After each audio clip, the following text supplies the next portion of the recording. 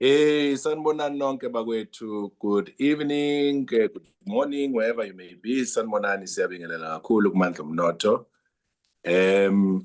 Igama lami nguGugulethu Xaba, umhla ka-14 September namhla kuMandulo kwinyanga yesishiyagalolunye. Namhlanje ngeke ngathi bakithi sizokhuluma kakhulu ngolwebele lwesiZulu. Sizama ukuthi si-accommodate labo abanye babo bahlala bethi hey, besicela phela nikhulume lento njengoba nikhulume ngesintu ngesizwe nathi uma kukhulunywa ngeinto ezithinta umnotho. Esocela nje bakithi ukuthi ungayivuli imic lapho khona ngoba mawuvula imic simane sikuzwe sonke ngala ngemumva. Uthola ukuthi uyivula nje imic sewuba ngumsindo, sekukhona abantu abakhuluma emva kwakho kanti wena usanakile ukuthi usuyaphazamisa manje ngoba le ngxoxo esikhuluma ngayo iqoshwa ukuze wonke umuntu akwazi ukulalela ngokungaphazamiseki, akwazi futhi ukulalela ngendlela ezokwenza ukuthi afunde ukuthi bekukhulunywa ngani. Mase siyiphanyeka lento siyiphanyeka injoba injalo kwinkundla zethu zokuxhumana, ikakhulukazi kwi-YouTube. So siyacela ukuthi niphathe kahle bakwethu, ningavuli imisindo ezokwenza ukuthi kube ne-feedback bese singasazwani futhi. Asibonge kakhulu ukuthi niphinde nijoyine makukuthi khona abangezwa kahle nabafisa ukuthi bacaciseleke akunankinga, singalokhu sishintsha nje between English and isiZulu for those that may want to get some more clarity and even say anything mhlawumbe ungayisho in English kodwa ke sifisa namhlanje ukuthi ke sikhulume ngolimi lebele sizwane ke sixoxe futhi kabanzi ngoba kuthiwa injobo enhle ethungelwa ebandla. Futhi kuthiwa nxa kukhona inkinga eyikhona kufanele ukuthi sihlale phansi siyixazulule ngokuxoxa ngesibuko ukuthi yini engenzeka ukuletha ixazululo neyisombululo ezweni lakithi leli silibiza ngeNingizimu Afrika kumbe kwi-Afrika yonkana lapho siyingxenye enkulu yakhona njengabahlali balapha eNingizimu Afrika. So kuyasithokozisa ke namhlanje ukuthi ingxoxo yethu izobe ihambisana nobumqoka bokuthi ke sizwe kini isombululo enazo mayelana nale ngxubakaxaka esibhekene nayo neyinkinga nje esiyithola sibhekene nazo. Angazi isithobe sami asiveli yini namhlanje kodwa kade ngizama ukusithinta lapha ngibona isivela angiwona umshini ngiyimuqobo okhulumayo. So ngiyafisa ke namhlanje ukuthi ke sivule lenkundla. Uyabona uma ukhuluma ngeinkinga ezikhona lapha eNingizimu Afrika kwelika Gondwana okuyi-Afrika yonke noma ngabe iseSwatini noma iseZimbabwe noma Ethiopia, Nigeria noma kuphi, iqiniso elikhona elithi ziningi ngempela inkinga and okudingakalayo ukuthi thina ke sibonisane sixoxe. Mhlambe namhlanje ikhona isithe ake sivule inkundla ke sixoxe ukuthi isiphi isombululo esingayiletha ukuxazulula lezi inkinga ezikhona. Ngizokhumbula ukuthi uma nibuka noma sibuka ukungaqashwa kwabantu okukhulu eNingizimu Afrika kusezingeni eliphezulu kakhulu ukwedlula lonke amanye amazwe cishe akhona emhlabeni. Uma futhi sibheka inkinga ehambisana nobugebengu, umsuka wazo futhi uma usubuka uhambisana nako ukuthi abantu abaqashiwe futhi abanazo izinto abazenzayo ezibakhipha busy ngoba siyazi ukuthi ma uqashiwe usuke unasi isithunzi esithile empilweni yakho esikwenza ukuthi uvuke ekseni uye emsebenzini ngase kuba awuyihola imali elingana nokufunda kwakho noma nendlela le office ngabe uyihola ngayo ngenxa yokuthi mhlawumbe unjiniyela noma udokotela. Siyabona odokotela eNingizimu Afrika bayotoyitoya, siyabona bayamasha abantu bafuna imisebenzi, siyabona abantu bafuna imisebenzi.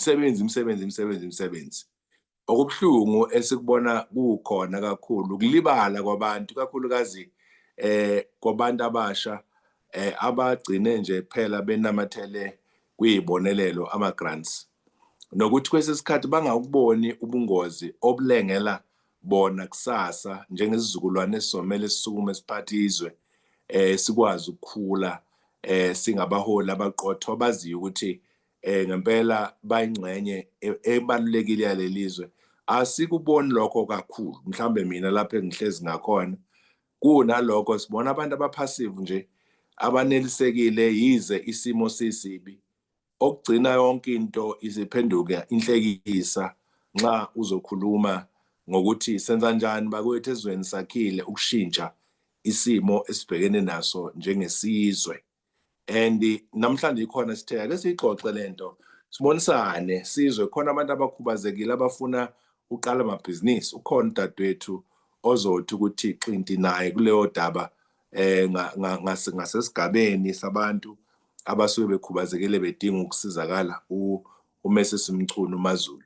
Khona futhi nonjiniyela uMadela naye futhi ozoke nje athi ukukhuluma naye abhekise kithi sonke ukuthi ubona kanjani yena maqondana nokusizakala kwethu njengama-Afrika lapha sibona isimo isimo sibheke ezansi newa libheka umoya. Ngiyajabula ukuthi ukhona umfowethu Linda Mbonambi esigabeni lapha saseThekwini. Ngiyakwamanda-ke baMbonambi nawe ukuthi usike elijikayo mfowethu, nani nonke nikhona ngoba umqoka bokuthi yini ngempela eyenzakalayo kufanele kwenzakaleni. Umfowethu Joe Davis uphakathwayo eMelika, sisugugu uzomsiza umshele umfowethu interpretele ngoba ngifuna futhi naye afunde isiZulu esijiyile nesiqotho ukuze azokwazi ukuthi akhulume nathi mayesefika lapha ngoDisemba phakathwayo. Ngicela ukuthi-ke nawo wonke umuntu okhona nikwazi ukuthi niphawule nisho ukuthi nibona ukuthi kufanele kwenzeke kanjani. Once again siyacela ukuthi ni switch off ama-mic ngoba uma uqhubeka nokuyivula i-microphone mase ngikukhiphile ngeke usakwazi ukuphinda ubuye. Sisi uLokhuzana uMaZulu usukhona? Cela uvule i-mic uze ngibone ukhona. Ngiyambona unjiniyela uMadela ukhona. Ke siqale ngoMaZulu. Usukhona sisi Londo, ngiyakubona ukhona. Uma bekungenzeka singasijabulela isithombe sakho ukukubuka ngoba siyasiqophe lokhu. Nginenkinga nje mina kuphela ukuthi angazi wenze njani namhlanje. Sengibathe ngiyavula la kuvuleke. Sesulondiwe akusithathe usibeke mhlambe esigabeni nawe sokuthi so abantu abakhubezekile bangasizakala kanjani. Mhlambe nje uyazi ngiyazi ngikubeka kuyibalazwe njengamanje mhlambe kuyinto obukade ungayilindele. U2 minutes nje ngoba nginika u5 minutes. U2 minutes nje ukuchaza ukuthi wena ngiyazi lokhu kuyimpilo yakho very personal ukuthi awuzalwanga ukhubazekile kodwa uhambe endleleni wakhubazeka. Ngifunde incwadi namhlanje kaMusa uZulu umfowethu oqeda iminyaka ewu25 akhubazeka wahlala ku-wheelchair, wayengazalwanga ekhubazekile. And fanele lezi zinto siyiqonde sifundisane kube isifundo lokhu ukuthi abantu abasuke bekhubazekile fa basizakale kanjani ngoba akekho umuntu osuke ezalwe azi ukuthi uyozalwa kanjani. Omunye ukhubazeka ngendlela, omunye ayithola ukuthi uzalwa nje ukhubazekile. Mhlambe nje kuleyo mzuzu yakhe emihlanu awuthi qaphu uthi nje wena kuze kube la ukhona kwenzeka kanjani indaba ezitha. Angibingelele kuNonkosi nozakwethu bonke abakhona ngokwezihlalo zabo. uMaZulu lo ulondiwe Mchunu, uMaZulu Mchunu. Ngiyabonga lento kakhulu uNonkosi kunginikeza i-platform. Ngisakhuluma-ke sachaza uNonkosi ukuthi cha ulondiwe akazalanga ekhubazekile kodwa ukukhubazeka kungifice ngendlela. Ngithe ngineminyaka ewu26 ngase ngiba involved kwi-car accident. Mangihlangana nengozi yemoto-ke angihambi ngedwa, ngihamba nofiance wami, ngihamba nobhuti omdala wasemzini wami, ngihamba nengane kabhuti wami nomntwana wami omncane. Ngaleso sikhathi ube na 4 years 8 months, 3 years 8 months, I'm sorry. So sasihlangana nengozi yemoto la between iStenga neBhalito. Kwasho ukuthi-ke impilo kaLondiwe iseyashintsha ngaleso sikhathi. Mayishintsha impilo yami, engozini yemoto-ke nganqamuka imilenze yami yomibili.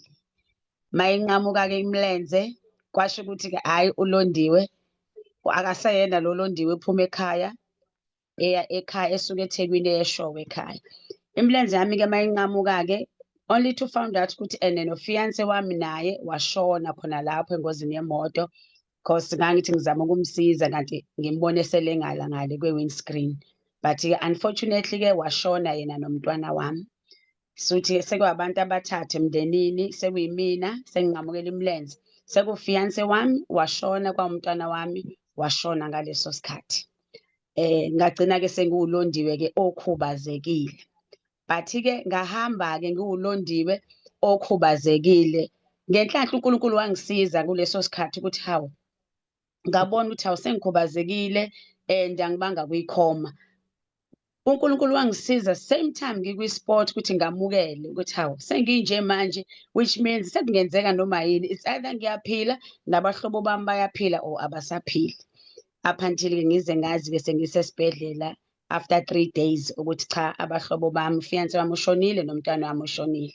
Kodwa-ke kukho konke ngisizwe ukwamukela ukuthi angisamukele lesi simo because angisakwazi ukusishintsha.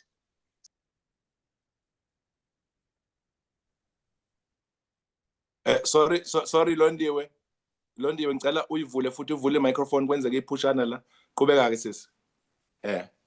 Okay. Yeah. Angazi ukuthi yeah. So-ke mase ngilimele kanjalo-ke bese-ke into engisizile-ke bengisho ukuthi into engisizile ukuthi ngisamukele isimo from day one ukuthi nangu uLondiwe manje akasenayo imilenze, which means usekhubazekile. Khubazekeni kwami-ke indlela nephilisi nento engikwazile ukuthi umthathu lo kulokhuzana kulandzelwa idokede labo lo. Uyakhanza nje ukuthi abuzani kwacethe angazi ngibuye ngivale. Ngiyaxolisa kakhulu Londiwe. Wonke umuntu ovula i-microphone abangumsindo ngiyamkhipha completely. Go ahead sisi. Okay. So-ke bengisho ukuthi noma ngabe yiphi into ohlangana nayo endleleni kungcono uyamukele. Uma ungasekwazi nje ukuyishintsha kodwa yamukela isimo sakho sinjengoba sinjalo and move on. Ngoba ngangeke ngisambuyisa ufiance wami, ngangeke ngisambuyisa umntwana wami, ngangeke futhi ngisakwazi ukuyihlumisa imilenze kaLondiwe. Kodwa-ke kukho konke ngiyaphila nguLondiwe. After that ngase ngiyabona ukuthi baningi abantu eminyango abangakwamukeli ukukhubazeka. Ngase ngiqala i-NPO ukuthi let me start something la sizohlangana sonke ukuthi no, kuyaphileka ngedisability. I-disability ayiwena wena kodwa uLondiwe. So ngaqala-ke that NPO, kwaba nama-challenges there and there. Ngase ngiyadlula-ke isekhona-ke ngoba into engiyibonile ukuthi ngiyazi ukuthi ngiphume ekhaya ngigqoka ama-Crocs. Mase ngibuyele ekhaya after 2 months awasekho ama-Crocs, ayisekho iy'nyawo, sengibuyele ekhaya kaMashu Ward 46. Angisenazo phela iy'nyawo, sengihamba nge-wheelchair. Meaning ukuthi u-4-room wakaMashu awukho accessible for me. Ngase ngiyaqala-ke manje ukuthi okay, lo nomunye nomunye ohambe egqoka ama-Crocs 2 months down the line usebuya usehamba nge-wheelchair. Iyiphi indlela wena Londiwe ngoba usubonile enye indlela ongenza omunye umuntu mayithi ebuye ekhaya abuye sekulungisekile.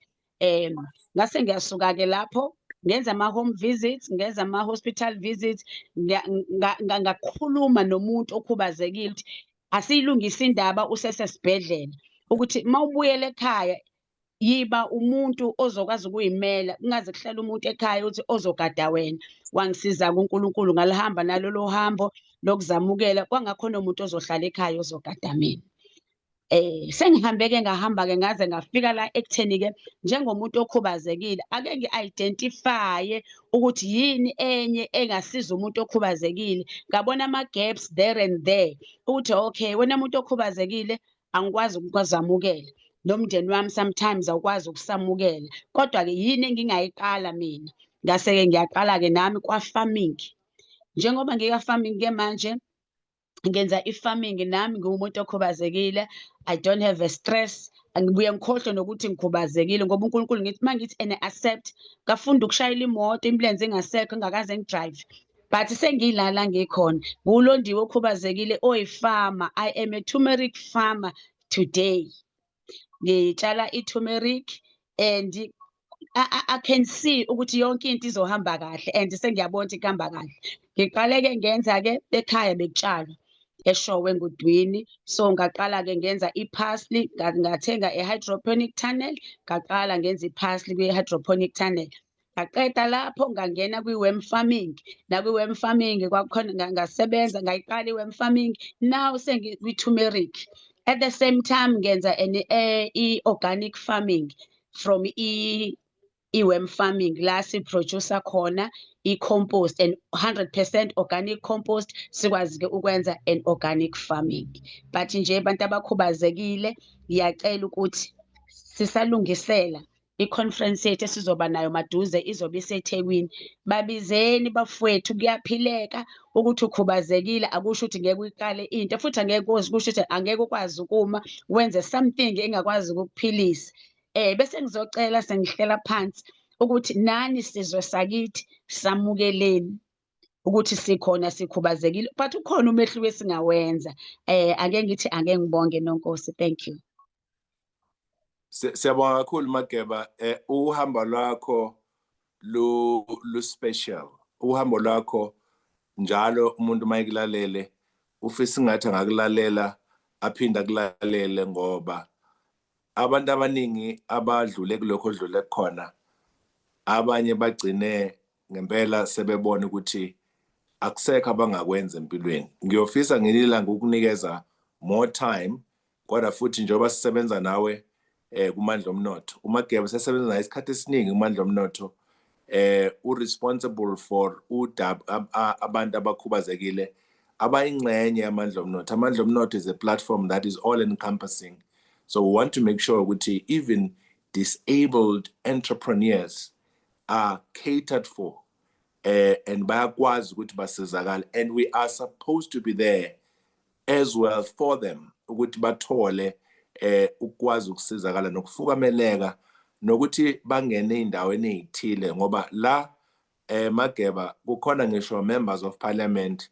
I always don't want to cartoon them bese ngiyasho ukuthi uzibani bani nozibani bani okhona, but kunabantu ababalekile, as you know ukuthi kunabantu abahlala ngisho kuma parastatals la kuMandla Omnotho asebenithathile bayontrainer benzele ukuthi abahlala kuma SEM, supply chain management, benzele ukuthi nithola amathuba. Ilokhu ke esifisa ukuthi ngempela abantu abakhubazekile abangama entrepreneurs ngiyagcizelela lapho ngoba baningi abantu abakhubazekile kodwa abawona ama entrepreneurs abanye, kodwa laba abangama entrepreneurs nabafisa ukungena kwe entrepreneurship sifisa ukubasiza kakhulu. Siyathokoza ndaba, sizobuyeke sik-engage usungavala ke ubuso bakho obuhle wena wendlovu.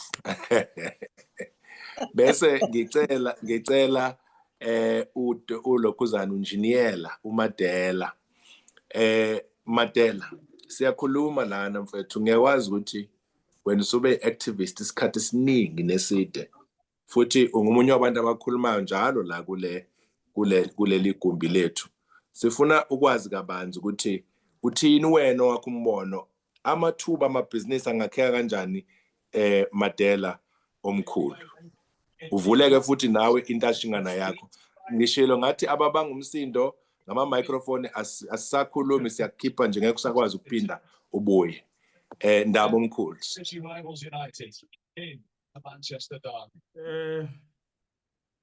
Sanibonani Nonkosi. Sanibonani Nonkosi njani? There's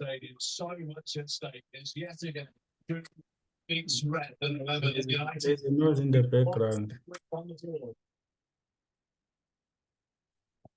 Simkhiphile ndaba lo ongezwa, qhubeka ke. Okay, sanibonani nonke Nonkosi nabafethu abalana. Ngibingelele nakumzala uLondiwe. Ngishayeka umxhwele ngoba ngiyamazi personally kuma platform Amandla Omnotho. Ngizobonga leli thuba ukuthi sikhulume ngolimi lethu. sikhulume siyibeke indaba singatatazeli. Njengoba uNonkosi eshilo ukuthi u-engineer Madela, ngelinye ilanga sahlanganiswa umfowethu uMaphalala unjiniyela o-successful kwezamabhizinisi waseBergville. Wafoma inhlangano ebizwa ukuthi Engineering League of Progress. Wase uyasicela uyasihlukanisa phakathi ukuthi ubani ozohola obani obani ohola obani. Uke washo kuNonkosi ukuthi-ke ngiyi-activist ey'ntweni ze-energy neze-mining, hhayi emgwaqeni, hhayi ku-agriculture, hhayi kokunye. Into nje ephathelene ne-energy ne-mining. I-energy-ke ugesi-ke, upetrol no-diesel. Nokunye-ke okwenza ukuthi-ke usebenze umnotho mawuthi mhlampe kunokushisa nani nani. Kule nkomfa yethu kuhlangana onjiniyela abantu abamnyama ababe sebevumelana ukuthi kube nenhlangano ebizwa ngokuthi Engineering League of Progress ene-website. Wabe sesijuda-ke umfokaMaphalala nalabaphethe nabo ukuthi ngokwaziwa kwenu wena uzobamba la, wena ubambe la, wena ubambe la, balandele wena laba bantu. Ngazizwa nami ngibalulekile eSouth Africa uma kuthiwa cha angihole laba abaku-energy, security and electricity. Ngalezo y'nkathi-ke kwakunenkinga ye-load shedding esayini ngobani. Manje-ke le nhlangano yethu-ke ithanda kakhulu ukuthi ibe umngani nosomabhizinisi abaningi abalapha kwi-platform yamandla omnotho.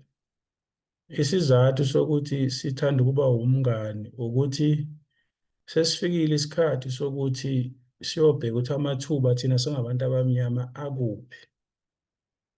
And la mathuba afuneka masikhuluma ngawo singawabheki ngengqondo yamathenda, ngoba amathenda nabanikaziwe. Kufuneka siyibheke njengamathuba okuthi omunye ukhiqiza lokhu, omunye ufuna ukukhiqiza lokhu. Kodwa iy'ndawo abafuna ukukhiqiza kuzo nezinto abay'dingayo ukuze bakhone ukukhiqiza ziyafuna ukuthi kube ne-infrastructure noma kube nama-resources. Akusiyena-ke uhulumeni ohlale eredi. So-ke njengonjiniyela-ke siba nobudlelwano obuhle namandla omnotho ukuthi uma ubheka ukuthi abantu abamnyama bafuna ukwenza muphi umnotho, bafuna ukwenza kuphi umnotho wabo, azikho zonke izinto ey'funakalayo. Ikakhulukazi futhi uma ubheka ukuthi kulula kangakanani ukwenza umnotho ey'ndaweni zasemakhaya nezasemalokishini nezakuma-village. Yilapho impela-ke lapha-ke izinto ey'ngekho khona. Base sithi-ke cha, ngoba umfowethu u-president wamandla omnotho uGugulethu Xaba kwayena uyi-electrical engineer by profession, kodwa uswa-migrate kuyi-business waziwa kakhulu njengesikhondlakhondla samandla omnotho ukuthi-ke sikhona ngalolu hlobo lokuthi-ke umnotho asihambeni sokwenza ey'ndaweni zethu. Lokho kuziyinkinga akudluliselwe ngapha konjiniyela ukuthi singenze njani. Singaqale sigqume kakhulu siyobiza abantu bey'mali into ingavuthiwe kahle. Noma ngabe kuyini, noma ngabe kuyimolinyana, noma ngabe kuwukhiqiza intonyana encane, noma ngabe kuyisiganyana sempuphu, noma kuwukubhaka, noma kuyini. Kodwa uzodinga imishininyana, uzodinga ugesi, uzodinga amanzi, uzodinga ukuthi ufinyelele lapho. Kumandla omnotho kunento okuthiwa i-Rural Chamber of Commerce ebheka ukuthi umnotho awuye emakhaya. Ngoba kuney'zathu engeke ngizisho ngenxa yokuthi isikhathi asikho, asanele la. Kodwa kunesiqubulo esamandla omnotho esithi uma singahambisa imnotho emakhaya, kuningi okungasenzakalela thina abantu abamnyama.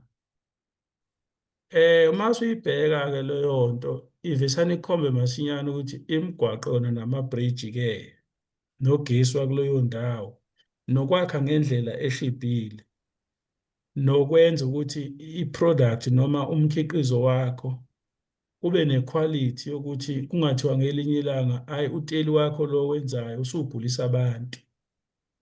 I-engineering ihamba ihlangane nesayensi. Vele uma uzokwenza engineering uqala ngesayensi, asisuki kakhulu kwabesayensi.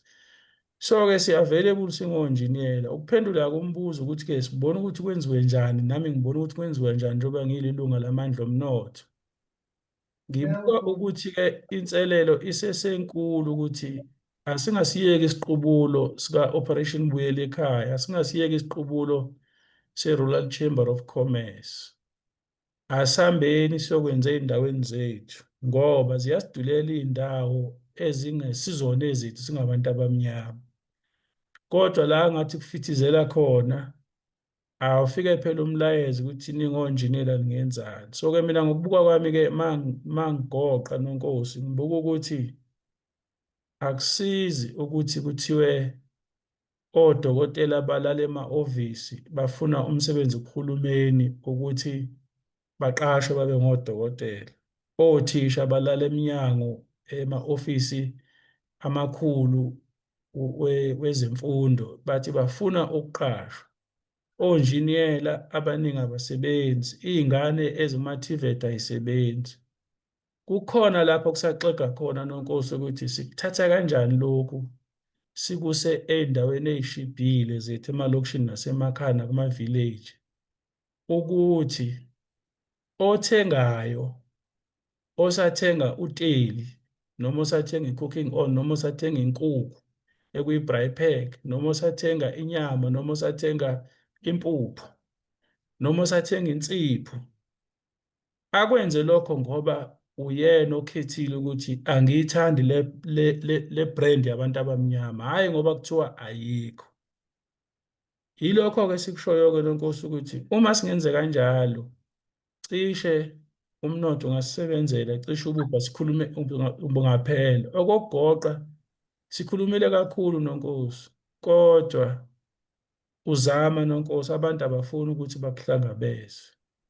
Mase ngigoqa-ke sengikhuluma ngathi-ke thina ukuthi senzani-ke njengenkampani yethu.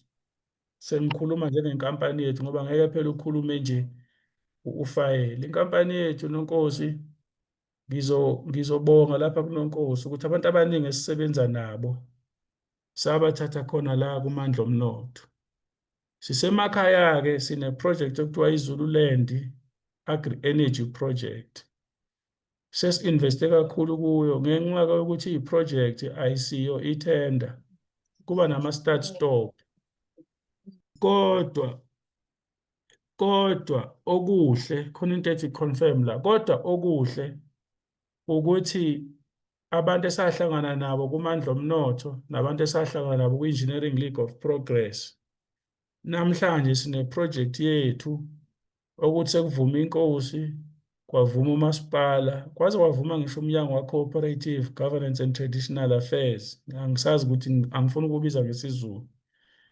Njengamanje semgangathweni wokuthi ama-investor la anemali ethe xaxa afike. Kodwa kuyajabulisa ukuhlala namakhosi, kuyajabulisa ukuhlala nabantu. Size saba nenhlanhla lezi iy'ngane lezi ey'trainwayo kula bantu abanama-contract okutrayina iy'ngane.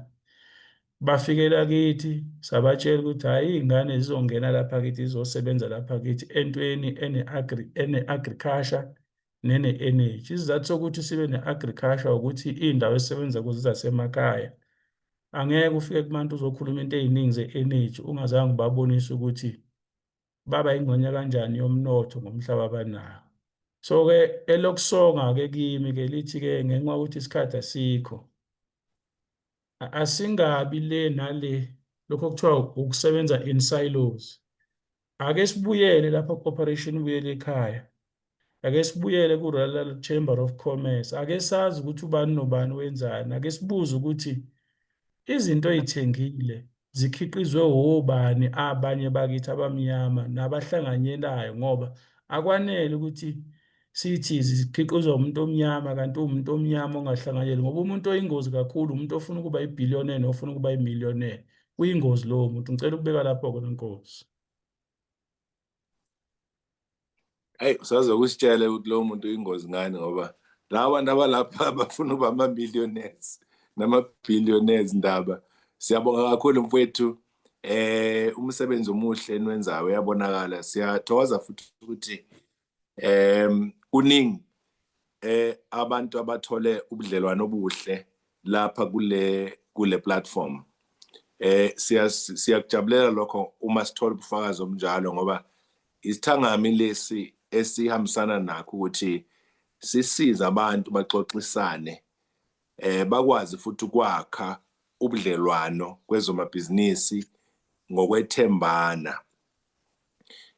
Baqinisekisise ngempela ukuthi ilona lowo okhona udlale yakhe indima, ufakela yakhe igxalaba emsebenzini omkhulu, ngoba uma simele ukuthuthuka njengesizwe esinsundu kufanele siqonde ukuthi asizukuthuthuka sodwana individually, kodwa kufanele sazi ukuthi kumele siphakamise nabanye, kumbe emndenini, kumbe ey'ndaweni zakithi lapho sikhulele khona. Yikho sithi Operation Mbuyele Ekhaya, ngoba sisho ukuthi akufanele ube isifundiswa wedwa, uvelele wedwa, noma kwaziwe wena wedwa ukuthi wena unemali abanye abantu abanayo, unayo indlela namandla okubasiza ukuthi bangayenza kanjani nabo imali ukuze bathuthuke. Yebo-ke akulula ukusebenza nabantu, ngoba uthi usebenza nabo futhi kubuye kufanele uyivikele ngakolunye uhlangothi, ngoba baningi abangakuphonsa ngamazwi nabenza okuthile. Asikubheki lokho, ngoba siyakwazi vele kuyingxenye yobubo obukhona, kodwa esikubuka kakhulu ukuthuthuka kwethu njengesizwe esimnyama, isizwe esinsundu, ukuthi singayithuthukisa kanjani. Usakhuluma nje Engineer Madela, ukhona enye insizwa lapha yakantsusha engizoyimema ngeviki elizayo, izokhuluma nge-circular economy, waste economy, ngoba la sinalokho bengikhuluma nabo, ngoba bahlanganile nabo kuyo le platform yamandla omnotho. Sebakho okuthile okukhulu manje ney'nsizwa ezinye ey'ncane zasondini nakwezinye iy'ndawo. Ngiyabatshela-ke ngithi i-South Africa ingcolile iy'ndawo ey'ningi, madolobha kakhulu. Kunamadolobha nje umuya lapha yako Hillbrow noma ko Park Station, akukungcola, kukliniwe, kodwa ukungcola kubonakala kuyinto eqhubekayo. Sengithi kubona amazwe afana no-China, i-China cishe 10-20 years ago bingcole lokhu okudlula ngale ndlela yokuthi bekwaziwa ukuthi ngisho umkhathi ungcolile nento ey'ningi ingcolile, ngoba bekusetshenzwa kakhulukazi umkhathi. Babheka futhi ukuthi bangathatha kanjani indlela yokuthi bakhuculule imvelo kube kuhle, kungabe kusaba nokungcola okuningi. Ey'ndaweni zabo ey'ningi udoti abasenawo, sebewufuna uku-importa lo doti, bafuna sibadayisele udoti manje ngoba iy'ndawo zethu ey'ningi zingcolile. Usuyabona ukuthi lamaphepha esiwalahlayo, inkunkuma yonke lesiyilahlayo, umnotho wonke lo. Kushuthi nje bheka wena eceleni lapho okhona, ubuke ukuthi umnotho okhona mungakanani ongakwazi ukuthi uyibandakanye ukuthi ube yingxenye yawo. Sengiye ngasekupheteni zenginikeze abanye ithuba bakhona, bese ngicela laba abavula ama-mic, make kwaba khona umsindo ngeshwa siyakhipha, ngoba sizama ukumaintaina a maximum discipline. And ngicela niwavala ama-mic. Bese kuba lapha esigabeni sokuthi uma kukhulunywa nge-agriculture, i-agriculture is very important. I-agriculture unozala wayo yonke isekta ekhona emhlabeni kahlehle. U-agriculture kwesinye isikhathi yabekelelwa le kude kwangathithi into yabantu abangcolile noma abafuna nje ukuyobhuquza. Thina sathatha ukuthi asifake othayi, sigqoke nemjiva emide ukuze sikwazi ukwenza imali, kodwa iqiniso elikhona elithi yena nozala wazo zonke ezinye ey'khona.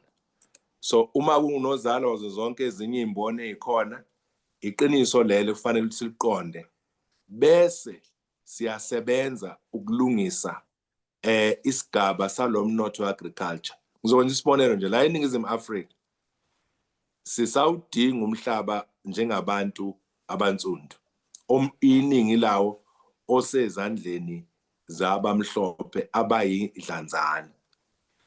Kodwa okubaluleke kakhulu ukuthi lo mhlaba esinawo siyawusebenzisa yini, ngoba uma kungakhulunywa udaba lokuthi siyawusebenzisa lo mhlaba, ungabona into engenzeka ngokukhulu kushesha. Mina ngokwami i-theory enginayo ithi ngisho laba bagweve nomhlaba bangabona ngempela ukuthi abasenali ihlathi lokucasha ngoba bayobona ukuthi awudedwele nalomhlaba ngoba sibe sisebenza ngempela. Okwamanje sinomhlaba which is millions of hectares of land, but lomhlaba uhlezi lomhlaba awusebenzi. Ungeza nokunye usho ukuthi inkinga ukuthi uhlezi ungasebenzi ingenxa yokuthi asinazo izinsiza abasha bacima. Ingqondo sinayo. Uma ingqondo sinayo, umbuzo khona othi yingani singasebenzisi umhlaba ingqondo sibe sinayo, ngoba uma senze njalo siyokwazi ngempela ukuphuma kulobubha esihlezi kubona njengesizwe. So iseyithebeni ke bawethu lapha siyakhuluma nje ukubonisana ukuthi really how do we help one another? How do we help each other when it comes to this thing esikhuluma ngayo ehambisana nokuyimisela ekwenzeni ukuthi sibe nentuthuko ezweni lakini? Iseyithebeni eke ngizwa abanye benu, iseyithebeni eke ngizwa abanye benu ukuthi bathini, mhlambe ningaphakamisa izandla uma ekhona ofuna ukuphakamisa isandla ofisa ukukhuluma. Ithuba leli lokuthi siwakha kanjani amathuba omsebenzi nokwakha amabhizinisi njengabantu abamnyama. Senginikeza ithuba bakwethu, kunabantu abamanager le site, uma ubanga umsindo i-microphone ivulile bayakhipha. Ngicela ukuthi uyivale i-mic because uma kwenzeka awungeke usakwazi ukubuya uma usukhishiwe. Sicela kuvulele leli thuba, usuyoyithola lapha ku-YouTube kuphela uma ukuthi ubanga umsindo ngoba manje siyalimala la. Dumisani, over to you.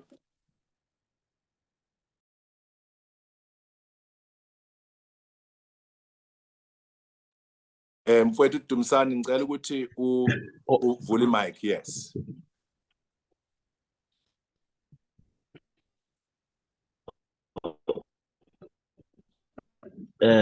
Ngibingelele athi igama njengokubhaliwe uDumisani Dlangamandla.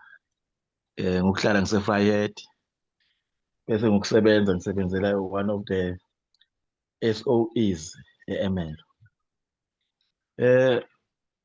Ngike ngabona kule nyanga eyiphelile kunabodokotela njengoba ebeshilo lapho umhlonishwa uMadela.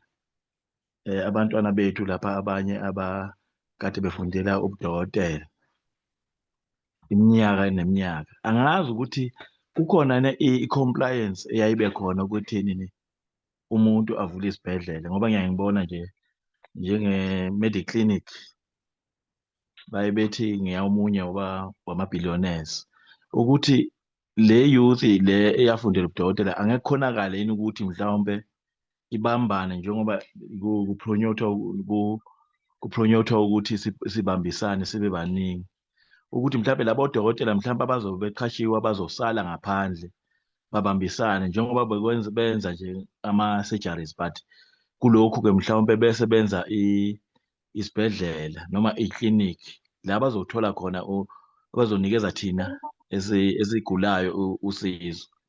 Njengoba sibona sazi sonke la ukuthi ezibhedlela zethu kugcwele ngale ndlela, and nakuwo futhi ama-private hospitals kugcwele. Uma ungena nje ngo-2010 ukompare namanje akusafani ukugcwala iy'bhedlela zethu namanje. Kuphinde futhi kube nalaba abawothisha-ke nabo babambisana, ngoba ngicabanga ukuthi into ekufuneka yenzeke la ukuthi sonke sizame ukubambisana, esithi asibe ney'fundo ey'fanayo noma nemfundo efanayo, bese sihlala phansi siyabuka ukuthi yini edingakalayo njengemfundo ne-health. Ngicabanga ukuthi izinto eziyisidingo kakhulu ezidingekayo ezingasiza ukuthi mhlawumbe sakhe ngazo futhi amathuba omsebenzi. Ngiyabonga. Siyabonga kakhulu mfethu Dumisani. Angazi ngibona uDr D lapha beshaya ihlombe kusho ukuthi bayinanela inkulumo yakho. Nikhululekile odokotela abakhona lapha phakathi kwethu. Khona abaningi odokotela esinabo abafisa ukuphawula nxa kukhona ufisa ukusho ukwinanela lenkulumo eshiwo umfowethu. Ngizobona ngesandla makuthi ufuna ukwenza lokho uze sikwazi ukuqhubeka. Ake ngiyeke ngokwe inombolo, ngiqala ngoNjabulo, uSipho Mahlobo, bese kuba uBaba uMadela.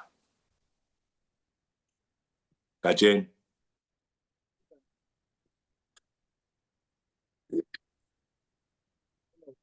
Njabulo, khuluma mfowethu singachithi isikhathi. Ngiyakuzwa ukuthi uyakhona ukungizwa. Siyakuzwa. I hope ukuthi ngeke kube nenkinga lapho ngoba i-network yakho lapho eMpumalanga iba nenkinga. Awukhulume ke sizwe. Namhla ngila Joburg, I think network yami ivakala right. Siyabonga kakhulu.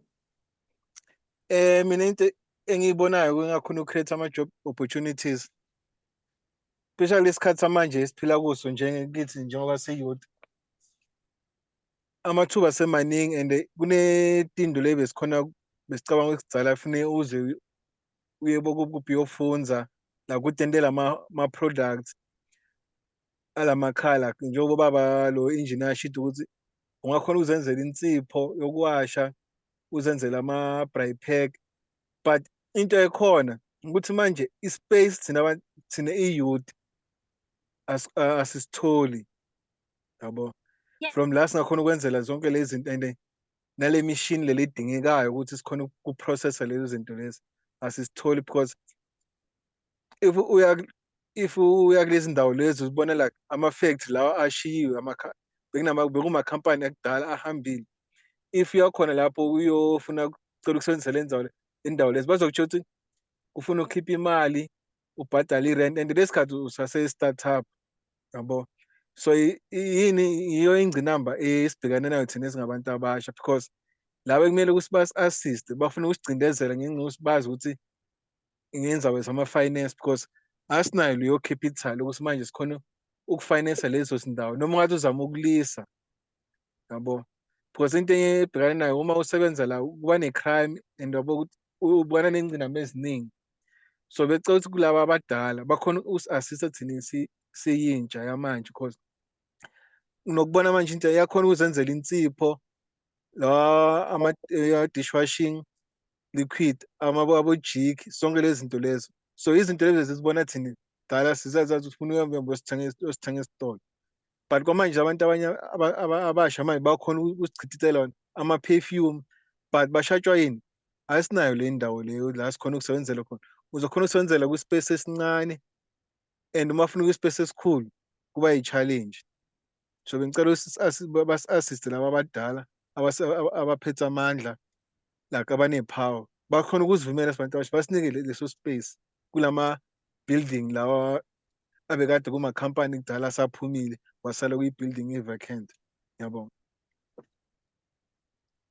Siyabonga kakhulu Gatsheni.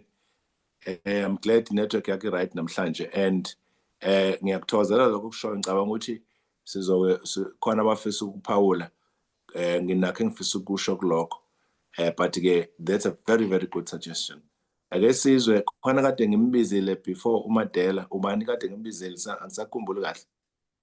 uMahlobo Nonkosi. Mahlobo, ya ngicela ungene Mahlobo, bese uMadela. Ngiyabona nabanye isicelo nosifanele. Just keep your hands up so that sinezukulahlekela. Mahlobo.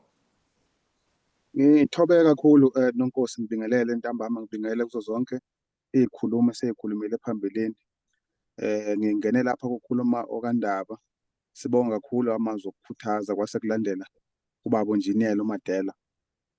Sibonga kakhulu Nonkosi, ake ngiqale ngibonge wena ngombono omhle kangaka nokwakha i-platform, ukwakha lenkundla ekutheni sikwazi ukuthi nathi esilokhu siqhubeka siphupha kodwa ngokohlonze lwabafowethu odadewethu nabafowethu asilethela bona la, kuya ngokuya kuntwela ezansi. Kukhona-ke ngifisa ukunanela kukho ekutheni ekukhulumeni kadadewethu lapha nomfowethu uMadela, nawe Nonkosi wenanela likhulu leli lokuthi njengoba isiqubulo sithi akubuyelwe emakhaya, kuyosetshenzwa emakhaya. Uthi ubaba uMadela la esithenga khona ake sibheke ukuthi lento ikhiqizwa ngubani.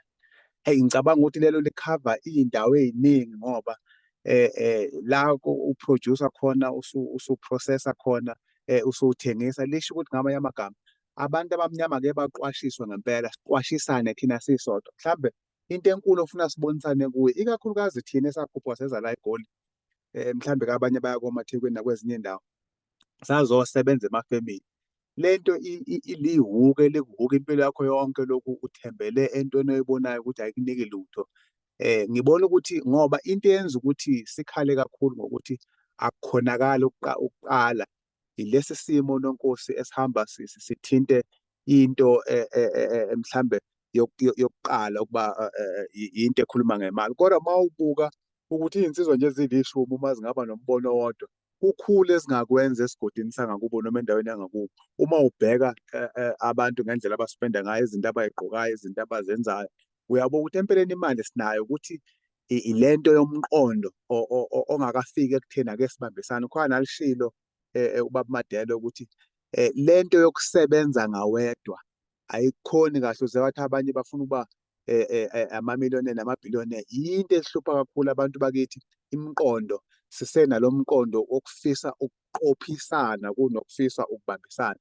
Ilapho kuphela kodwa nje engathi bekungaba ne-strategy soku-revolutionize lento yokuthi ngempela ake sithi njengabantu abamnyama, ngoba imakethe enkulu yithi njengabantu abamnyama. Uma wonke la madolobha akhona emakhaya amancane, ney'minyaminya ey'fole ey'tolweni zalabi ikakhulukazi labomdabu wasendiya esebebona lelo bhizinisi, kuyothengwa, kwazi ukuthi kuthengwa kubani. Ngeke ngenze isibonelo nje, siney'ngane ey'ncane emakhaya, ubisi lolu nje okuyiyona nto elokhu edingekayo ey'nganeni luyathengwa. Lolu oluthengwayo sekuthengwa ubisi oseluhlunge kakhulu, lungasesi lolu luyabisi elona sesihluleka nawo ukuproducer nje into enjalo nje, uyobisi nje ukuthi siloni lokho. Ngisho ukuthi nje into eyenza ukuthi ngifisa ukukhuluma nonkosi ukugqugquzeleka ukuthi yazi le platform umuntu iya ngokuya imfake igiye nobuhlungu, ngoba sekufika la kuzwa khona ubuhlungu manje ubona ukuthi kahle kahle lokho kuhlupheka ngithi ngikukho, lokho kuxakeka kahle kahle yimi mhlambe noma khona nabafowethu esihluleka ukuthi siyithathe, ngoba into enkulu kakhulu ofuna siyitshela khona kakhulu yona manje ukuthi ake siqale kunokuthi lokhu sibeke izathu zokuthi asikhoni ukuqala ngenxa yezathu ey'thile. Ngithobeka kakhulu. Mhlambe ngizofisa-ke ulokhu umfowethu uMadela ukuthola noma iy'nombolo zakhe, ngoba njengoba ethi iZululand, uma igama lithi iZululand, angazi noma iZululand isho ngoba KwaZulu Natal noma isho iZululand ngokwesifunda, ngoba besiseNyukhasela ekhaya, kodwa ngokubuka iNyukhasela ngendlela eseyiminyene ngayo, mina ngoba ngumuntu okhulele emakhaya, ngilapha eBabanango endaweni yaseMbundu, bengingafisi ukuthi ngikwazi ukuxhumana nabo, mhlambe umuntu akancele nakulolu hlelo abeza ngalo ukuthi bakuphi nanembono umuntu anawo, sibone ukuthi mhlambe angasisiza kanjani ubaba Madela. Ngiyathokoza kakhulu nonkosi. Bangazitha, siyathokoza kakhulu mfowethu, siqophile konke okushilo. Baba Madela, ke ngize kuwena. Nonkosi, angibonge, bekungamele ngiphakamise isandla ngoba ngiyispika, ngiphakamisele ukuthi ngingayikhohlwa imibuzo. Ngiqale ngibonge kuMahlobo. Kunjalo Mahlobo, sizoyishintsha imininingwane. NgiseZululand District impela, nala eMajuba District. Ngibonge kuNjabulo, uNonjabulo, umfana okhulume ngokuthi iy'pace banama-challenge, baney'ngxaki ey'ningi noma ama-challenges amaningi.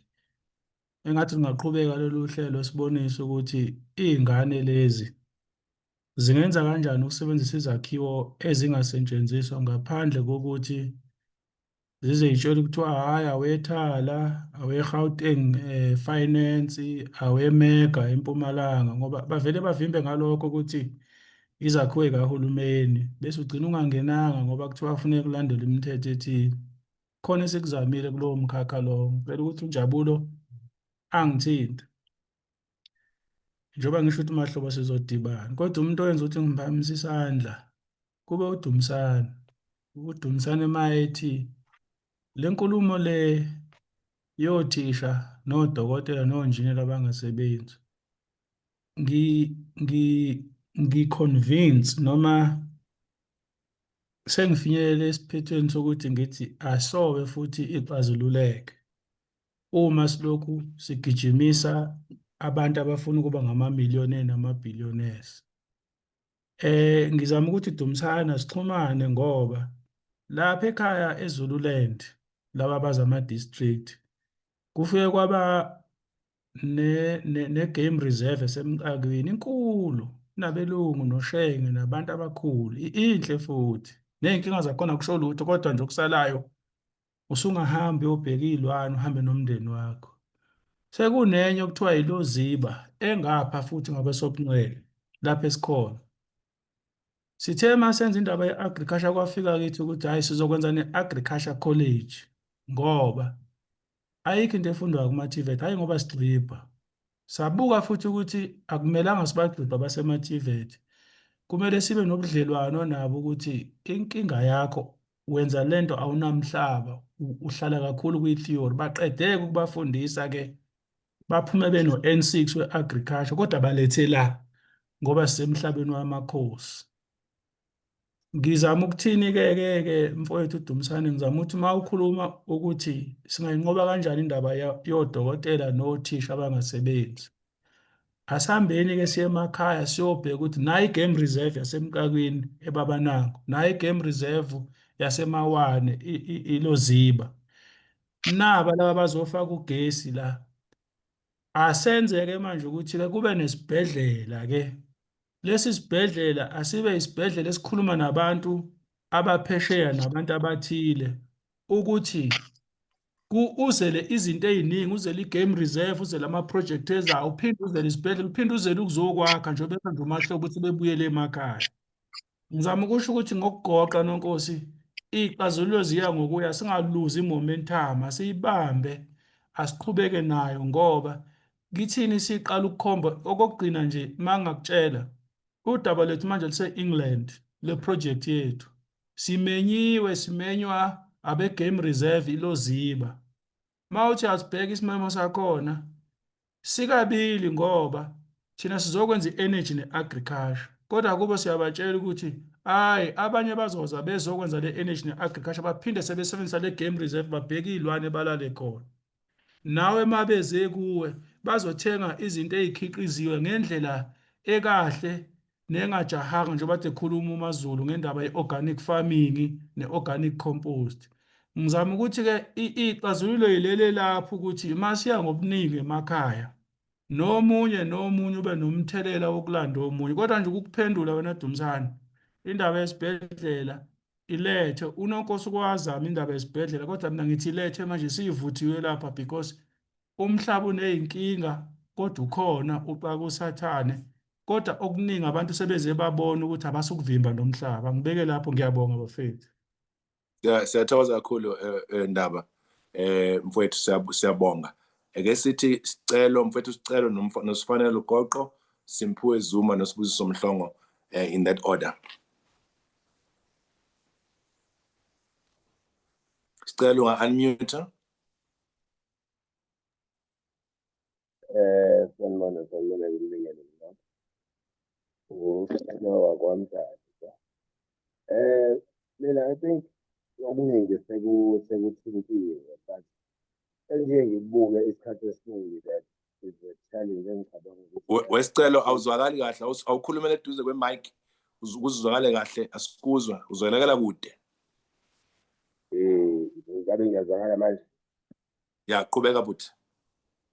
Okay. Ukuthi engike ngikubuke okunye kube i-challenge isikhathi esiningi.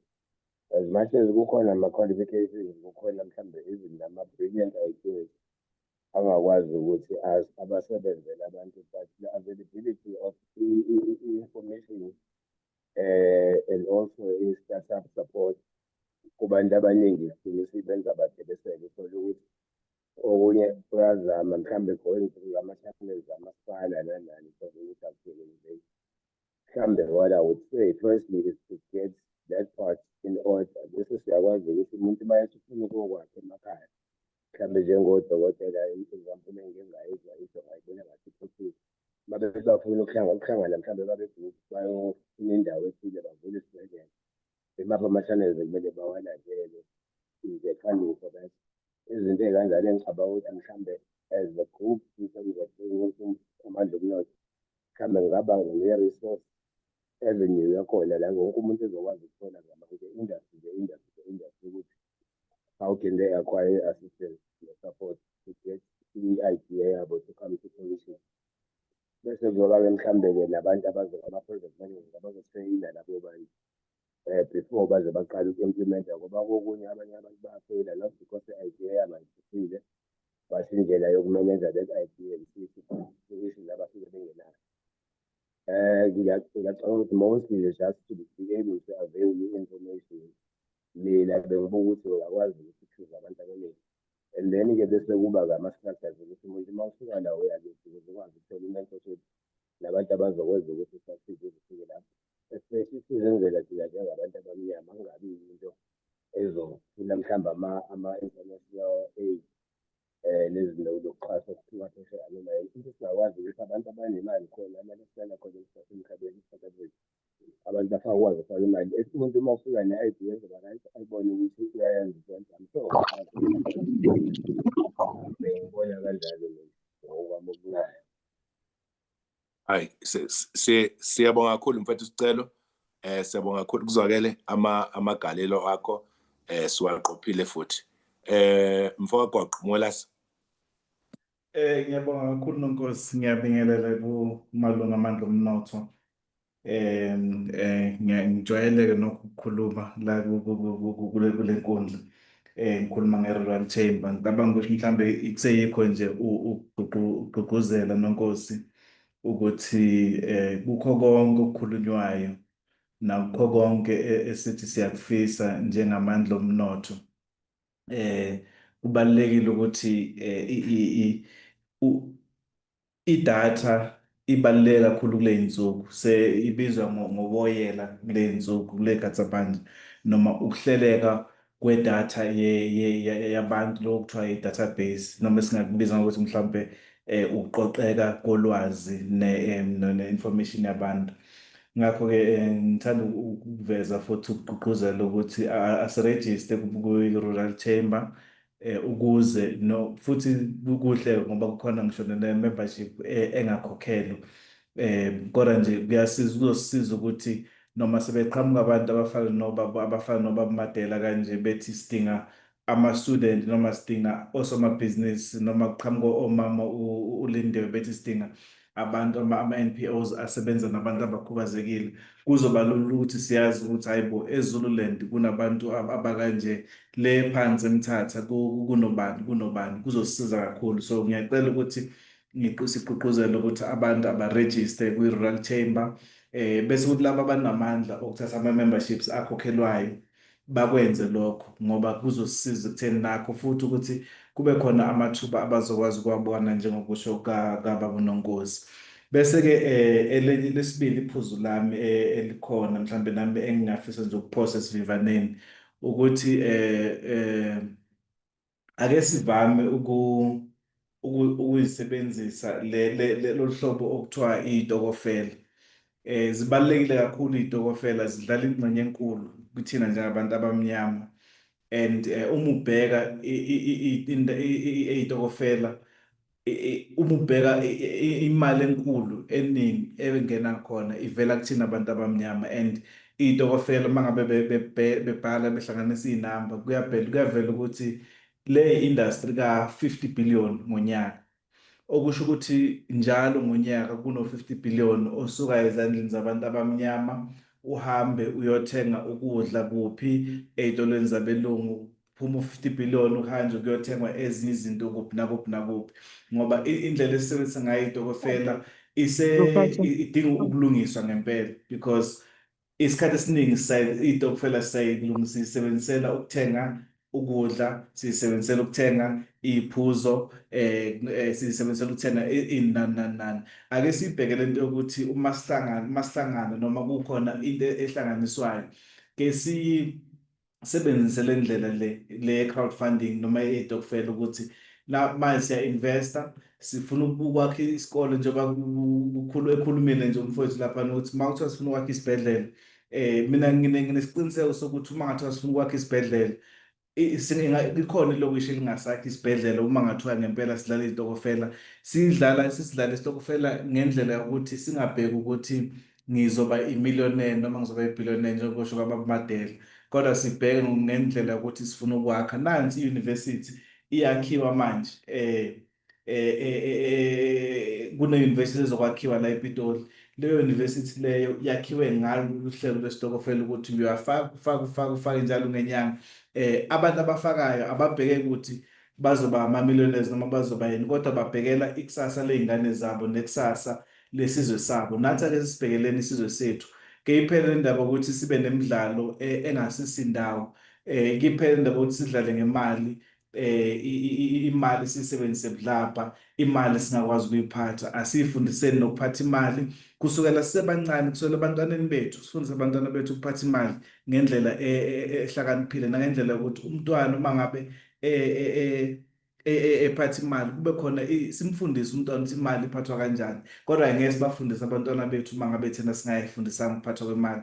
And yingakho thina abantu abamnyama ngisho amabhizinisi ethu, umuntu once wathola i-contract ya-10 million useqhamuka usethenga imoto ka-2 million, akakabheki nanokuthi ibhizinisi lakhe in the next 5 years lizobe likuphi. So asifundiseni nalokho ukuphatha imali nokubeka imali ngendlela yokuthi noma siyibeka ngenhloso yokuthi sifuna ukukhulisa imiphakathi yethu, sifuna ukwenza imiphakathi yethu ibe ngcono, sibekele nekusasa lethu. Le ndaba yokuthi njalo uma ubona imali wena uyidla manje, ake siyiyekeni leyo nto leyo. Iyona nto esibulala kakhulu ukuthi sizicabangela thina kuphela, sicabangeli ikusasa. Kodwa abantwana bethu nezizukulwane ey'landelayo zifika akunamali, asinalutho, azifikela ey'ndaweni ezashiwa okhokho nomkhulu, kodwa asikwazi singakwazi ukusebenza. So ngiyafisa ukuthi ke siyigcizelele nale ndaba yokuphathwa kwemali, siyifundise ngokwazi ukuphatha imali, siyifundise futhi ukuthi uku-invest imali enkulu kuphela. Uyakwazi ukuqala ngo-10 rand, uyakwazi ukuqala ngo-50 rand, uyakwazi ukuqala ngo-100 rand. Bese-ke nalabo okubeka kubona imali ey'tokufela, asithembekeni phela bafowethu. Kubalulekile nalokho ukuthi sithembeke, ungadli imali yesitokofela. And le nto izosisiza ukuthi sikwazi ukuthi sizihlanganise. Ononkosi banebhenki abaliranayo, asilisebenziseni lelo bhenki lelo. Nonkosi senzeleni ama-products abhekene ngqo, akwazi ukusiza thina abantu abamnyama in around ukubekeni kwey'tokofela, because amabhenki amaningi sekukhani manje ama-banks evuka manje, and o-FNB bareport ukuthi bacishe baqoqe 8 billion, baqoqa about 3 billion ngenyanga kuma-stokfels. Zonke lezo imali lezo kufanele ngabe zizungeza la emabhizinisini abantu abamnyama abazokwazi ukuthi babuyisele emphakathini abantu abamnyama. Ngiyabonga. Siyabonga kakhulu mfoka Mwelase, makhulu lawo mazwi. Kakhulu siwaqophile futhi ukwenza sure ukuthi yonke lento esiyikhuluma la ngagcini nje kuzinkulumo. Ngenxa yesikhathi ngizocela ukuthi abangenayo manje nithi qaphu ningene nje straight kwi-point kuze sithe kwi-extenda namhlanje ingxoxo yethu cishe izophela ngo-half-past, kodwa bese ukuthi wonke umuntu simnikeze ithuba. Ngiyayithanda Mwelase yokuthi sithole abantu ba-register sokugcizelela lokho ngasekugcineni ku-Rural Chamber. Ncamalala, Siphiwe Zuma, Sibusiso Mhlongo noLinda Mbonambi. Thank you, Baba Mbonambi, bengivele ngizokuqonela. Asize kuwena Ncamalala. Asibingelela ngazi mhlambe umuntu noma ke ngithi sithemba ukuthi umuntu uzwakala kahle. Kahle kakhulu. No, siyabonga. Mhlambe okwami ngimzwile umhlonishwa ese-recognize lapha i-sector yakwa-disability. Mhlambe ngake ngikhulume ngako ukuthi mhlambe into ezoke sidingeke ngoba cabanga ukuthi ngeke ngiyikhulume le kwezinye inhlaka ukuthi amongst disability noma abantu abane-disability nje i-sector yonkana, isikhathi esiningi abantu abangaqasheki. So okungasiza ekuthenini mhlambe makwenzeka uthola ukuthi kunosomabhizinisi esingakwazi ukuthi si-collaborate nabo in terms of ukukhuluma ngezinto amabhizinisi ama-startups, njengoba kade ekhuluma ama-products lawo njengoba ekhulume ngey'nsipho nana omunye umhlonishwa. Mina I've learned ukuthi ngakhe ijuice, so I think inenhlobo eziwu-4 zejuice engikwazi ukuzakha ne-peanut butter, and hopefully ngizobe ngifunda ukwakha ilokhuzana, i-yogurt, and in that case kuzofanele ngithole indlela mhlambe yokwazi ukuthi ngimakethe ukuthi lezi zinto lezi zingena kanjani kumamakethe. Uma zingena kumamakethe, then mhlambe sibuye sifundise nabanye because i-unemployment rate is high and ayikho indlela yokudila nayo if usibheka.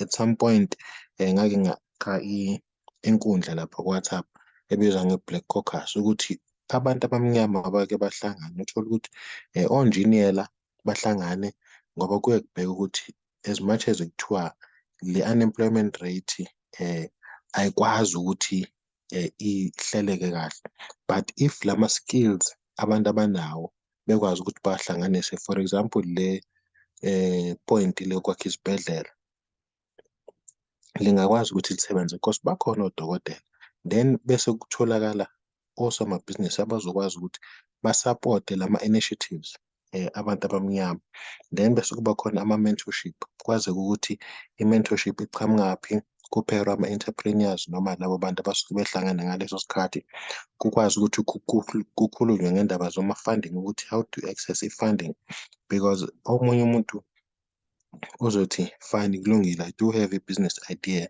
but where do I get i-funding?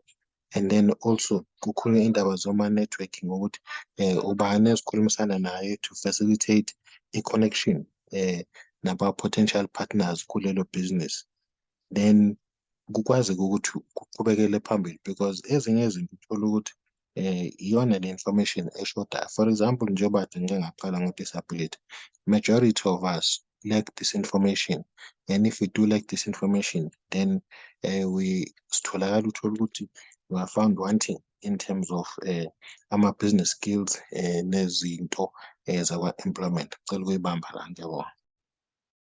Siyabonga kakhulu Ngamalala Aceba. Sibusiso Njomane bese siya ngasekugcineni manje. Over to you Njomane. Ngiyabonga kakhulu Nonkosi, ngibingelele bonke abathamele lo mhlangano. Ngiyi-psychologist by profession in based eVryheid, so i-contribution yami izoba semkhakheni wami and I'll be very short.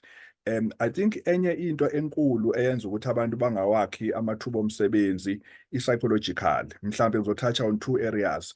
Eyokuqala kwa-psychologists believela ukuthi underlying any behavior i-belief. Ngame amazwi, if ufuna ukushintsha indlela abantu ababehave ngayo, ushintshe izinto abayikholelwayo. So if ufuna ukuthi abodokotela bangaqashiwe bakhe isibhedlela, qala ubheke ukuthi yini abayikholelwayo yenza bangasakhi isibhedlela.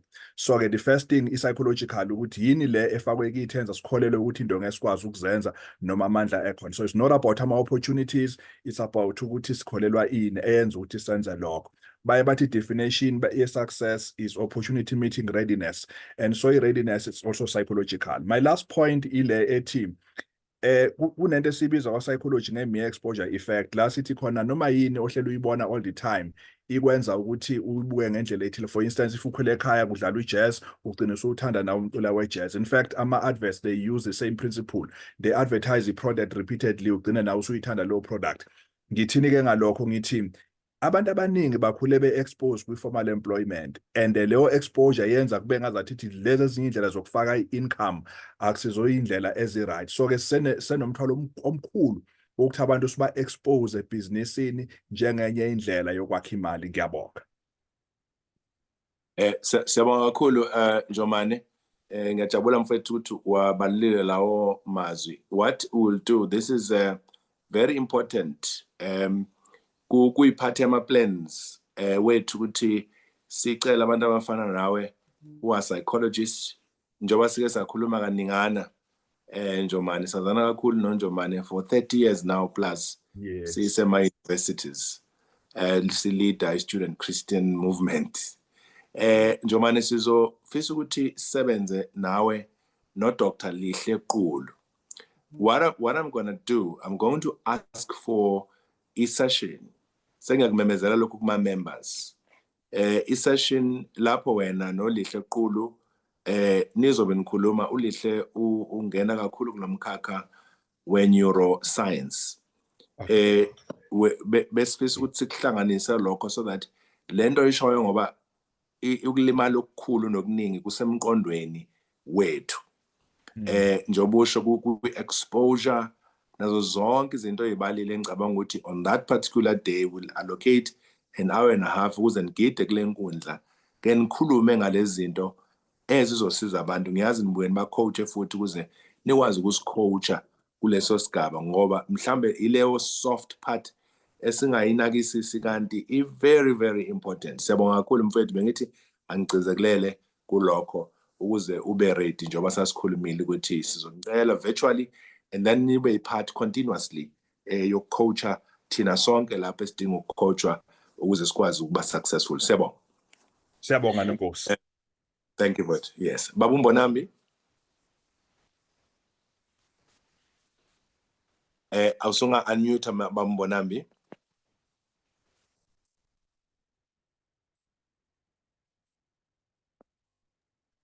Babu Mbonambi.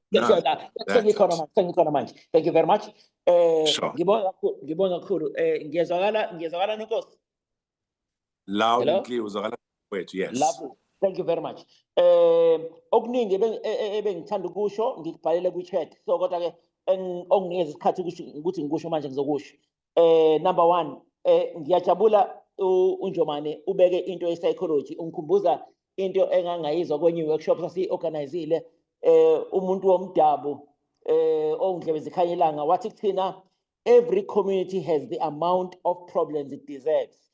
Kusho ukuthi ukube ama-problems amanye esinawo we deserve to have them ngoba asisenze izinto ezi-correct. I think lokho okwenzayo namhlanje Njomane fana ngabe kwenziwa eSouth Africa wonke umasipala, each and every umasipala, each and every business organization, SCO, ukuthi nje kube khona 1 week where we dedicate an hour ukuthi how can we create job opportunities ukukhombisa ukuthi sinentshisekelo yokushintsha lelizwe. Number 2, amandla omnotho is a beautiful case study. Nonkosi angazi kutshele lokho. Mina emsebenzini wami ngihlala ngirefer abantu kwizinto ezenziwa noma eyisherishwa la ukukhombisa ikakhulukazi young people ukuthi entrepreneurship is possible. So ngicabanga ukuthi amandla omnotho njenge case study fanele kube case study esifunda ngayo kuma universities ukuze abantu bayibone ukuthi ikhona lento yokuhlangana kwabantu abamnyama. Singabi abantu abakhuluma nge-AfriForum kuphela ukuthi awubuka senze i-university. Lokho nje osukwenzile in the last 10 years Nonkosi is revolutionary. We must write about it. Number 3, I think Nonkosi and everyone else challenge lento ukuthi our young people, be they social workers, be they teachers, be they doctors, batoyitoyela ukuthi bafuna ukuqashwa. There is bigger opportunities ukuthi sisiza abantu ukuthi sisiza young people ukuthi bazi ukuthi they've got more power than they think. Nanokuthi siba encourage Nonkosi yabona impilo yakho ukuthi you were a student leader ninonjomani. Iqala lapho phela lento. Awuye university ukufundela uthola iphepha. Ngoba musu ufuna nephepha usuba umuntu osufuna uku-apply kwabanye abantu. If you apply to me, you then get a title of being an applicant. The culture that we have created in the whole world, we have billions and billions of applicants. Asinama entrepreneurs, abantu fanele baqale bathi apply within themselves, not to apply to others. So Nonkosi, let us bambisane to make sure ukuthi we turn job seekers into entrepreneurs. Sinama tools. We've got people who could be mentors, ukuba supporter, abantu who affiliate kwamandla omnotho and young people, as it were. Okugcina Nonkosi, I work in an area of facilities management. Umhlanga, as you would know it, umhlanga unayi police station. But umhlanga ngendlela abantu abathanda ngayo ukuya kuwona, bafeel safe, une ambience right. Why is umhlanga? Why is Sentin? It's because I'm a business. ahlanganise i-concept of organizations under facilities management. So Nonkosi, I would like to work with you to get more young people ukuthi siba-train, siba-coach on facilities management, because lokho khulume ngako earlier can be turned around through training people and deploying them as facilities management and baqala ama-organizations facilities management.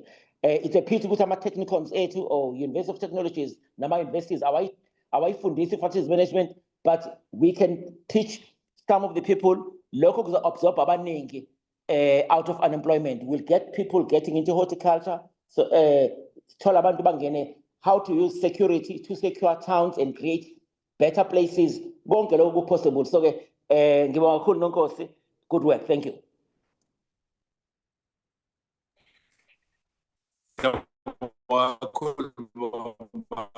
Mbonambi emakhulu lawo Mbonambi isinye seyikhulu lapha eThekwini kumasipala.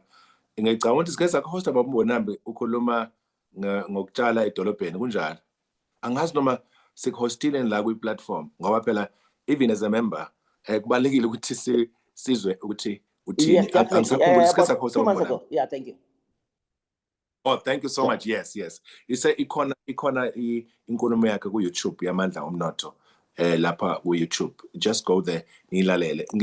I will take you up with my brother on that one. Ukuthi sikwazi ukulokhuza ukusizana esigabeni sokuthi youth si place lapho kwi facilities training.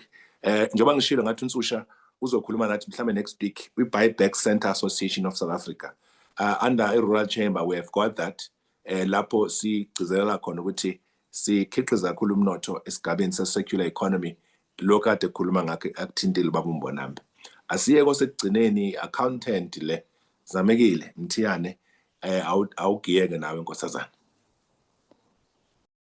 Ngiyabonga kakhulu Nonkosi ngibingelele kuma members onke amandla omnotho. Siyabonga kakhulu baba ngale platform. It's ingenza ngibe excited kakhulu. But nje iphuzu lami lilodwa lincane ukuthi ngiyacela ukuthi sibuke into ye retail because isikhathi esiningi wherever we've got businesses and we want to produce, we're looking into getting into contracting big retail stores like your Boxers and whatever. So, but if ubuka ama-rank ethu la thina esibaningi khona esihamba khona obani abahamba lapho ithina. But thina as producers or entrepreneurs, we're only looking ama-contracts to get into those big stores. Yini engenzeka ukuthi i-product yethu sithi mangabe sihlanganise retail stores angawethu azokwazi ukuthi a-onwe ithina and then kuthenge thina kuwona. Ngiyabonga. Siyabonga kakhulu Zamekile. Miningi imizamo ekhona kuleso sigaba se-retail and ngiyacabanga ukuthi okushilo sizokuthatha sikusephambili. Engakusho nje khona konke sesikushilo amafu ayahlangana. Uma izulu lizona lizoyithela impela uyubone kuqala kuhlangana amafu ngale nangale. Nginenkolelo enkulu ukuthi sisesigabeni njengamanje la amafu aqala khona aseyahlangana. Lapho liyoyithela khona koduma ihosha. Koduma ihosha ngiqinisile ngoba uma konke ungakubuka lokho esikhuluma ngakho one by one kunomuntu okwenzayo ehlezi ngale omunye ehlezi ngale omunye ehlezi ngale. All they need i-platform lapho kufanele kuthiwa njengamanje hop sesiyawina sesiyaphusha ngamandla siyaphambili wena wabona impi elembe eyayiza ngesifuba iza ngempondo iza ngamanqa onke kwakuye kuthunyelwe ngisho abafana uyayichaza lento uProfessor Maphalala ukuthi kwake kuthunyelwe abafana abancane beyohlokoloza impi. Uma behlokoloza ke bese laba okuliwa nawo becabanga ukuthi hey nansi impi kanti ayikaqali impi bayohubhana phansi ongaphansi ongaphezulu begijima abanye beyosho ukuthi hayi sesiyibonile ukuthi ngaphi. Emveni kwalokho ke kuyobe sekuthi gimbici bese ke iyadliwe yabafu. Mina ke nginethemba elikhulu ukuthi sikuleso sigaba njengamanje kodwa okuzosiza ukuthi lo nalowo azazi ukuthi umi kuphi ngoba elakhi khona nelakhi khona nelakhi khona uma ulibambile ungabi nomona singabi nomona sengigcina ngivala la singabi nomona ekuthenini lo wenza okufanayo nokwami ngoba ayikho competition esigabeni sebhizinisi kahle hle kusuke kukwenziwa nje lokuthiwa competition kodwa uma ungabuka iy'nkampani lezi ey'nkulu ezenza into efanayo zenza lokhu kuthiwa i-collaboration owenza ucingo omunye wenza uplastic okhava lolo cingo omunye athi vele mina ngigubha insimbi bese kuhlanganiswa uyothi ubona hawu laba bantu ngoba bengithi ba ama-competitors no omunye wenza okufana exactly kodwa bese ubabona bephumelela bonke ileli phuzu ke lamadela ebengifisa ukuchaza kuqala lisho ukuthi abantu abangajahi kuphela bama-millionaires nangama-billionaires kodwa sijaha ukubambisana nokusebenzisana okuzosidala ukuthi sikwazi ukuphakama njengesizwe ngoba uma singakwenzi lokho amanzi angenile endlini iy'ngane lezi abanye benu abasayiqukethe on your loins ey'nkalweni nabanye abayiqukethe ey'belethweni ziyohlala zizingcela nkobe kuyoze kuvama umusa ezinye izizwe zilokhu iqhubeka nje ngelinye ilanga siyokhuluma ngalokho kuthiwa i-race economy ngenhlanhla ke abanye bethu bayakhuluma njengoba sikhulekile ukukhuluma race economy kwazi ukuthi abantu babamba kanjani umnotho beyizizwe ngokwezizwe nathi singakubamba kanjani lokho ukuze sikwazi ukuphakama njengesizwe sama-Afrika sihlangene. Sibonge kakhulu nginothile zonke izinto ekade ikhulunywa ilowo nalowo phakathi kwenu ngeke ngiyiphinde besiyibhala futhi siyiqopha lapha esifuna ukuthi sikuhlanganise konke ngaphansi kwalesi siyingi the entrepreneurial ecosystem esiyakhile yamandla omnotho Operation Buyele Ekhaya ne-Rural Chamber of Commerce and Industry ngoba akuzosiza ukukhuluma nje kuphela siyakhuluma senze esakusho masiqala unyaka sathi intatha izinto esifanele uzenza eyokuqala i-implementation nokwenza esibili implementation nesithathu implementation silapho nje siyobe sesikuveza ngonyaka ozayo ngoMarch kwinkonference enkulukazi okuyofanele nonke nibe khona kuyo ehambisana nokuthi sesenzeni sesikuphi maqondana nalombonokazi omkhulu ukuthi sakhe umnotho njengesizwe sikaphunga noMageba njengesizwe sosikhukhune njengesizwe sawonke amakhosi akhona oselwa abakhona ngaphambili njengesizwe sikaMswati njengesizwe sawonke abantu abasandulele behamba phambi kwethu ukuze sibe yilokho esikhona namhlanje asithokozeke kakhulu lengxoxo bekuyo esixoxa ngolimi lwebele lwesiZulu siyaxolisa ukuthi mhlawumbe uma ungazwisisanga kahle sazobuyela kwisengesi ngesikhathi esizayo kodwa phatha njalo nje ikhathi eziningi kufanele sihambe sixoxe ngolimi lwethu ukuze sizwane kahle nawe ukwazi ukuphawula uphonse itshe esivivaneni ukuze sakhe umnotho. Sibonge kakhulu uNkulunkulu angathi anganibusisa nilandele njalo ingxoxo zethu ku-YouTube registani bakwethu ku-Rural Chamber of Commerce and Industry i-website ithi www.ruralchamber/membership ukuze nikwazi ukuthi nibheke sise lapho nibe ingxenye. We are registered as a free member futhi as a paid up member kodwa as a paid up member sishilo ukuthi kunamathuba esiwanikezayo ngoba uyasupport ukuthi lo msebenzi uqhubeke ngoba sesiqalile ukuthi sikwazi ukungena nithole relief ukuthi into zonke ingaphumi ephaketheni lakacaba even nale platform nokunye okuningi sikwazi ukukhokhela lezi zinto esizisebenzisayo ngoba akukho okwenziwa mahala bakwethu. Siyabonga kakhulu, siyabonga Mfowakagoqo ususibhalele lapha. Thank you Mr. Xaba language and nama members. Let's join the Rural Chamber. Siyabonga kakhulu. Siyabonga uNkulunkulu anibusise nonke. Siyabonga. Siyabonga nonkosi. Thank you.